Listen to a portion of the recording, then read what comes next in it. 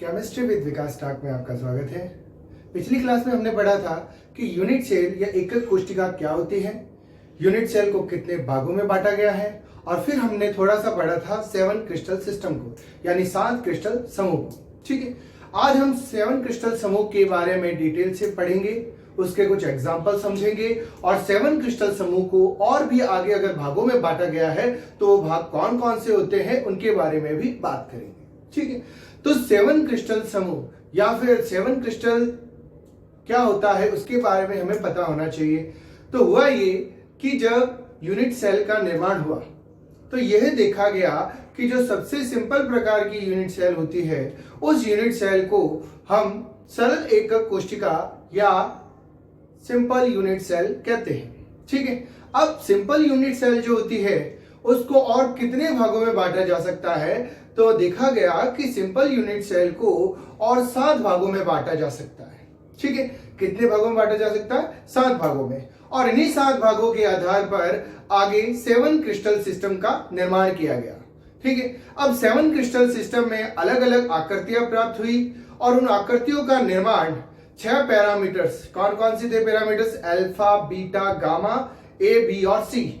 ए, B और सी और alpha, beta, gamma के बारे में थोड़ा सा मैं रिवाइंड करवा देता हूं ताकि आप लोग जब 7 क्रिस्टल समूह पढ़ो तो उसके अंदर आपको कंफ्यूजन ना हो। तो जब हमने ये डायग्राम बनाया था, ठीक है, तो इसके अंदर हमने 3 अक्षीय दूरियां कौन कौन सी थी? एक तो अक्षीय दूरी, दूसरी ये और तीसरी ये। तो इन अक्षीय दूरियों के बारे में बात की थी, तो हमने 3 अक्षीय दूरी मानी थी। पहली मानी थी ए, ठीक है, दूसरी मानी थी हमने बी और तीसरी मानी थी सी। ठीक है, और इसी के आधार पर हमने अल्फा, बीटा और गामा 3 अक्षीय कोण भी बनाए थे। ठीक है, तो कुल मिलाकर कितने पैरामीटर्स हुए थे हमारे? 6 पैरामीटर्स हुए थे, ए, बी और सी, अल्फा, बीटा और गामा। इन्हीं पैरामीटर की जब स्थितियां चेंज होगी, स्थितियां चेंज होने का मतलब ए, बी और सी इनकी जब साइज में यानी उसकी लंबाई में परिवर्तन आएगा, ठीक है, अल्फा, बीटा और गामा के कोणों में परिवर्तन आएगा, तो उसके आधार पर 7 प्रकार के क्रिस्टल समूह प्राप्त होंगे।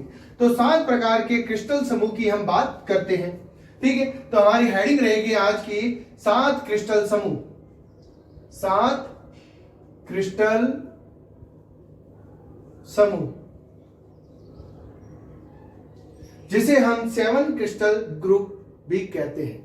ठीक है, अब 7 क्रिस्टल समूह की हम जब बात कर रहे हैं तो एक छोटी सी ट्रिक बनाई गई है मेरे द्वारा, और उसी ट्रिक के द्वारा मैं आप लोग को भी बताना चाहता हूं, याद आप कर सकते हैं। ठीक है, इसके लिए शॉर्ट ट्रिक ये है कि घर 2 विश 3163, इसके लिए क्या हो जाएगा? घर 2 विश, ठीक है, घर 2 विश 3163। अब कैसे इससे हम 7 क्रिस्टल को याद रख सकते हैं उसके बारे में बात करेंगे। तो सबसे पहले हम लिखेंगे क्रिस्टल का प्रकार। क्रिस्टल का प्रकार, क्रिस्टल के प्रकार के बाद में हमारे पास होती है अक्षीय दूरी,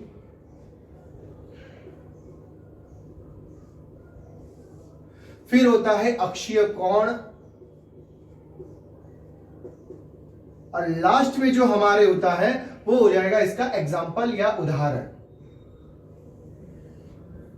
ठीक है, अब देखिए घर को हम कह लेंगे घनीय।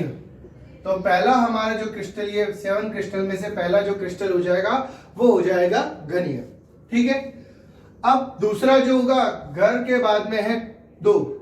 अब संस्कृत के अकॉर्डिंग अगर बात करें तो 2 को कहते हैं द्वि। ठीक है, तो इसके लिए आ जाएगा द्विलंबाक्ष। ठीक है, थर्ड जो होगा हमारे विष, तो ये हो जाएगा विषम लंबाक्ष। विषम लंबाक्ष। चौथा हो जाएगा हमारे, देखो कौन सा है? 3 आ रहा है, तो 3 का मतलब हो जाएगा त्रि। ठीक है, संस्कृत में त्रि कहते हैं, तो त्रिनताक्ष। 5वां हो जाएगा हमारे 1 लिखा हुआ है, तो एक नताक्ष।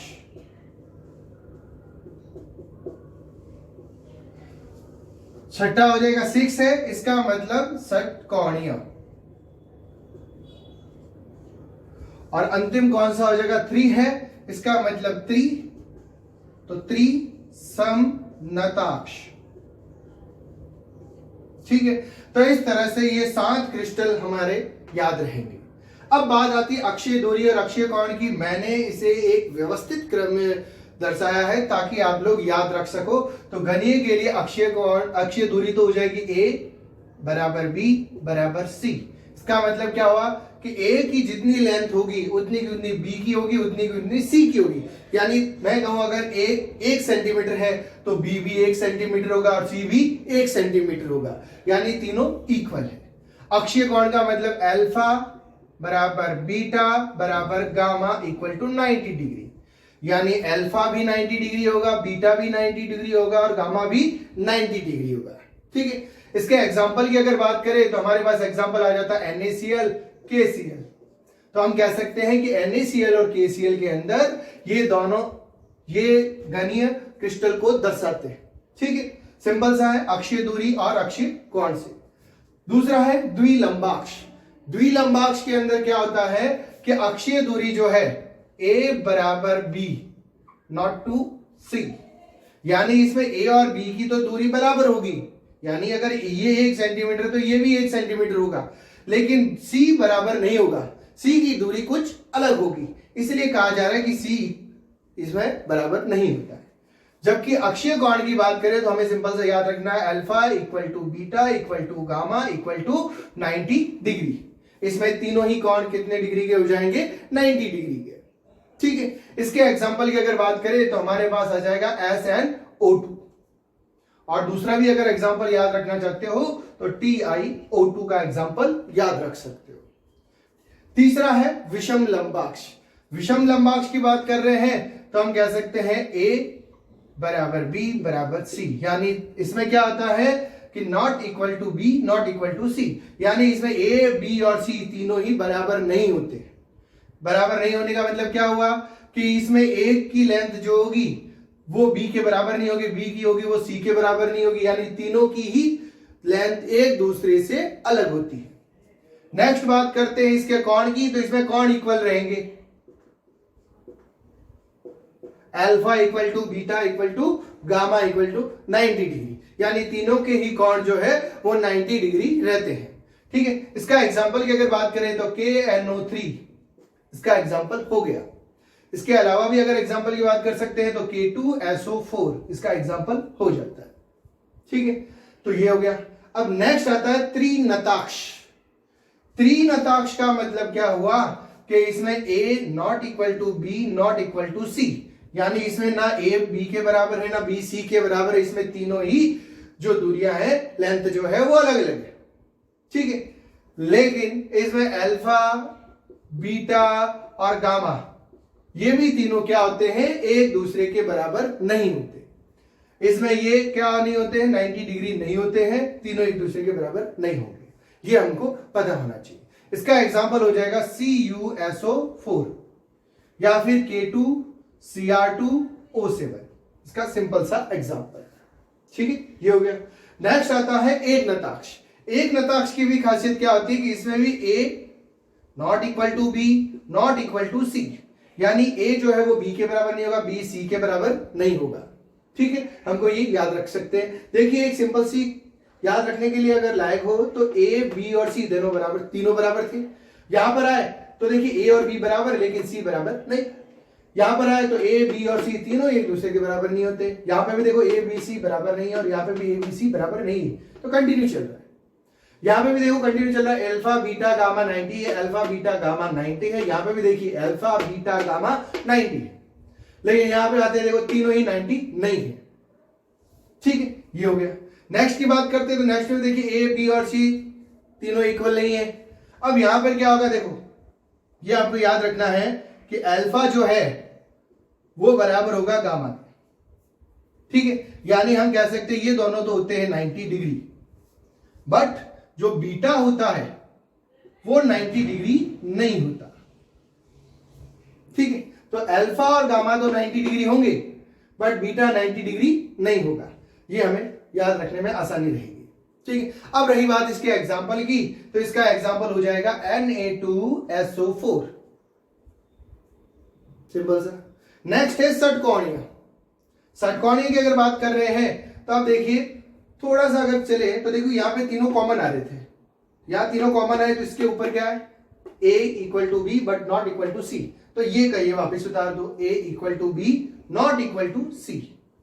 अगर अब नेक्स्ट बात करते हैं इसकी, तो इसके अंदर क्या हो जाएगा, देखिए कि यहां पर अल्फा और गामा 90 डिग्री थे बट बीटा 90 डिग्री नहीं था। अब उल्टा करते, अल्फा और बीटा तो 90 डिग्री होंगे, अब गामा की जगह बीटा ले लिया, बट गामा जो होगा वो 120 डिग्री होगा, क्योंकि षटकोणीय संरचना होती है। और षटकोणीय संरचना के अंदर आप लोगों ने ग्रेफाइट के अंदर देखा होगा, उसके अंदर होता क्या है कि षटकोणीय संरचना में 120 डिग्री का कोण या एंगल बनता है। ठीक है, ये हो गया। इसका एग्जांपल हमने बात करी ली, ग्रेफाइट। ठीक है, ग्रेफाइट हो जाएगा। इसके अलावा ZnO हो जाएगा, ये हो गया। ठीक है, तो ये सिंपल। अब देखिए, ये यहां से हमने ये लिया था, तो लास्ट में कौन सा बचा, ये, तो हम वापस लिख देते A equal to B equal to C. त्रिसमनताक्ष में क्या होता है कि A बराबर होता है B के, B बराबर होता है C की, यानी तीनों का मान इक्वल होता है। नेक्स्ट अगर बात करते हैं अक्षीय कोण की, तो अक्षीय कोण में क्या होता है कि अल्फा बराबर बीटा बराबर gamma but not equal to 90 degree, यानी अल्फा बीटा और गामा बराबर तो होंगे लेकिन वो उसके अंदर 90 डिग्री का कोण नहीं होगा। कोण कुछ भी हो सकता है, तीनों बराबर होंगे लेकिन 90 डिग्री का कोण नहीं बनाएंगे। ठीक है, इसका एग्जांपल हो जाएगा NaNO2 और HGS। ये दो एग्जांपल हो गए जिसको अपन आराम से याद रख सकते हैं। तो इस तरह से हम एक सिंपल तरीके से क्रिस्टल के 7 प्रकार याद रख सकते हैं, उसकी अक्षीय दूरी, अक्षीय कोण और उसके एग्जाम्पल याद रख सकते हैं। सिर्फ छोटी सी ट्रिक ये याद रखनी है, अगर आपको ऐसे याद नहीं रहता है तो आप क्रम वाइज ऐसे याद रख सकते हैं। सिंपल सा तरीका है याद रखने के लिए। ठीक है, तो 7 क्रिस्टल समूह हमने पढ़ लिए, उसके एग्जाम्पल भी पढ़ लिए, किस तरह से 7 क्रिस्टल बने उसके बारे में भी हमने बात कर ली। ठीक है, अब नेक्स्ट बात करते हैं कि 7 क्रिस्टल समूह जब बनाए गए तो उसके बाद में एक साइंटिस्ट हुआ ब्रेवे। ब्रेवे ने क्या किया कि 7 क्रिस्टल समूह को और आगे बांटा। ठीक है, उन्होंने ये कहा कि 7 क्रिस्टल जो समूह प्राप्त हुए हैं उन 7 क्रिस्टल समूह के अंदर जो अवयवी कण पाए जाते हैं, ठीक है, उन अवयवी कणों की स्थिति के आधार पर इन्हें और आगे बांटा जा सकता है। ठीक है, तो इन्हें और कितने भागों में बांटा जा सकता है उसकी बात करते हैं। ठीक है, ये मैं मिटा देता हूं।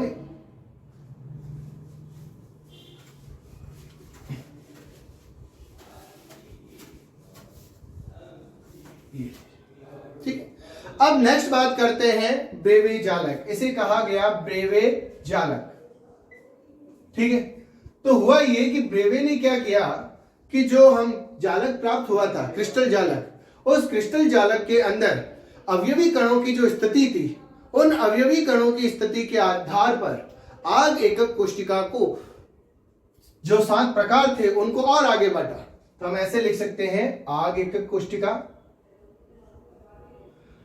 कोशिका जो थी उसमें अवयवी कणों की स्थिति के आधार पर, ठीक है, किस आधार पर, अवयवी कणों की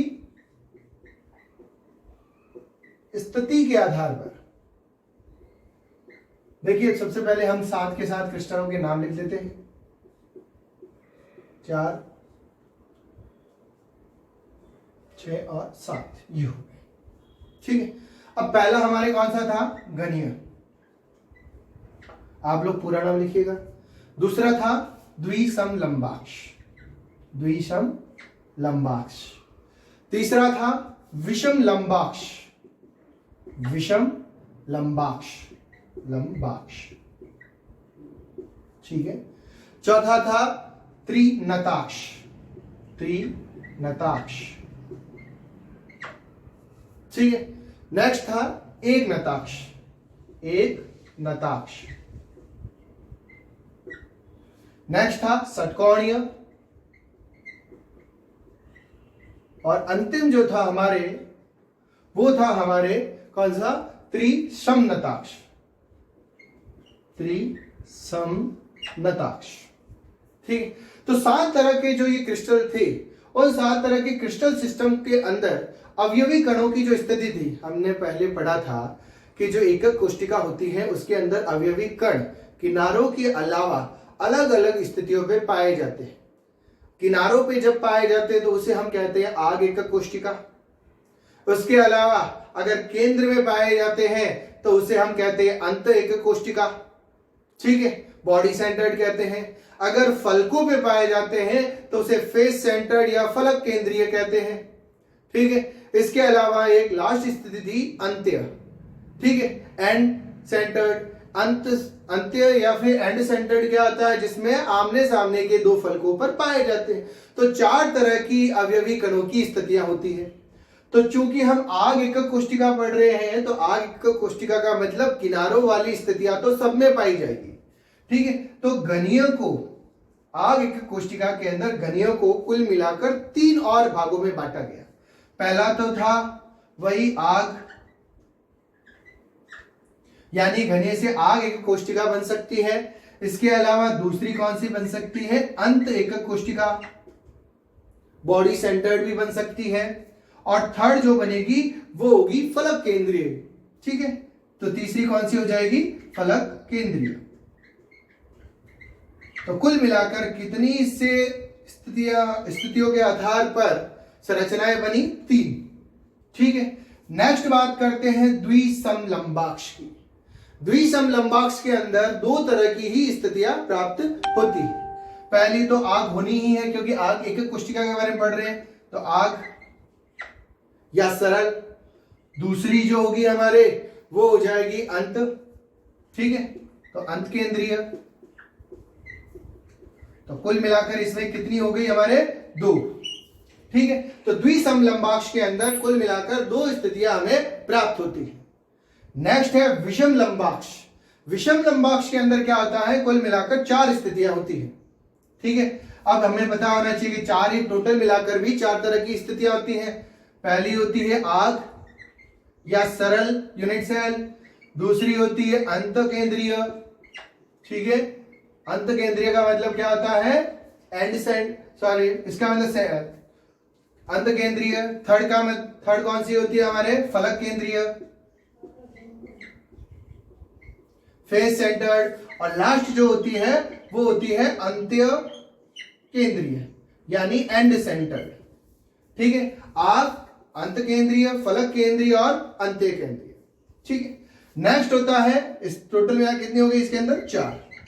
नेक्स्ट बात करते हैं त्रिनताक्ष की। त्रिनताक्ष के अंदर कुल मिलाकर एक प्रकार की ही एकक कोशिका पाई जाती है, और वो एक प्रकार कौन सा होगा, आग,